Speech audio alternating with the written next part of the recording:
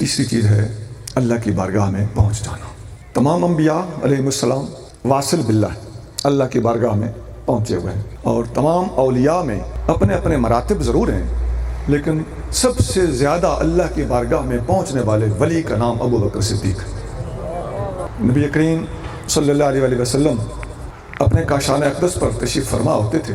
اب حضرت فاروق اعظم رضی اللہ تعالیٰ عنہ فرماتے ہیں، الریاض النادرہ میں یہ حدیث موجود ہے، فاروق اعظم فرماتے ہیں کہ میں جب بھی حضور کی خدمت میں صبح صبح جاتا تو ابو بکر صدیق مجھ سے پہلے حضور کی بارگاہ میں حاضر ہوتے تھے۔ اب یہ بھی سوچنے کی بات ہے کہ جب بھی جاتا تو وہ پہلے موجود ہوتے۔ آپ نے وہ حدیث تو ابو داؤد شریف والی بہت سنی ہوگی کہ گھر کا آدھا سامان فاروق اعظم لے اور سارا سامان صدیق اکبر لے آئے۔ تو اس دن بھی انہیں یہ احساس بہت تھا کہ آج میں ابو بکر سے آگے نکل جاؤں گا، لیکن نہ نکل سکے۔ سیدنا علی المرتضیٰ رضی اللہ تعالیٰ عنہ کا فرمان صحیح سند کے ساتھ کئی کتابوں میں موجود ہے، مَسْتَبَقْنَا إِلَىٰ شَيْءٍ قَطْ إِلَّا وَقَدْ سَبَقَنَا إِلَيْهِ ابو بکر۔ ہم نے جب بھی کسی چیز کی طرف آگے نکلنے کی کوشش کی تو ابو بکر ہمیشہ ہم سے ہر فیلڈ میں آگے نکل گئے۔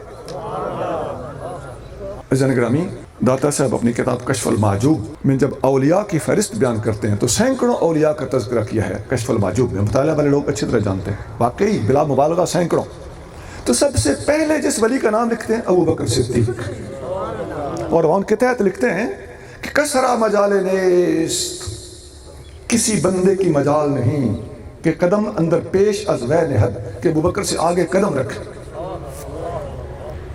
شیخ اکبر ابن عربی رحمۃ اللہ علیہ اپنی کتاب فتوحات مکیہ میں لکھتے ہیں ارفع الاولیاء ابو بکر۔ یہ لفظ بڑا عجیب ہے، میں لفظ پڑھ کے کافی سارا حیران ہوا کہ افضل الاولیاء تو امام عبدالوہاب شرانی اور خیر الاولیاء وغیرہ اس میں لفظ تو ملتے ہیں، لیکن یہ لفظ میں نے پہلی بار شیخ اکبر سے سنا اور ان کا لکھا ہوا پڑھا کہ ارفع الاولیاء، جیسے کہتے ہیں نا اعلیٰ و ارفع، تو تمام اولیاء میں سب سے ارفع ابو بکر صدیق، اور اولیاء کا لفظ ہے ارفع الاولیاء۔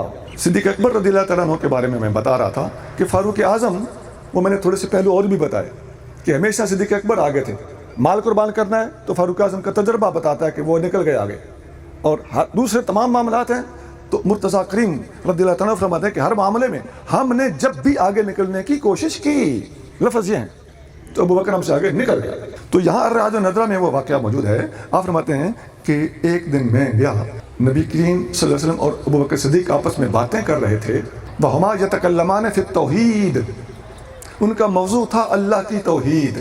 یہ آج کل ہم توحید کا لفظ بولتے ہیں نا، تو ہم مختلف پہلوؤں سے لفظ توحید پر غور کرنا شروع کر دیتے ہیں اپنے گاؤں، شہر، محلے، علاقے یا ملکی اختلافات کی بنا پر۔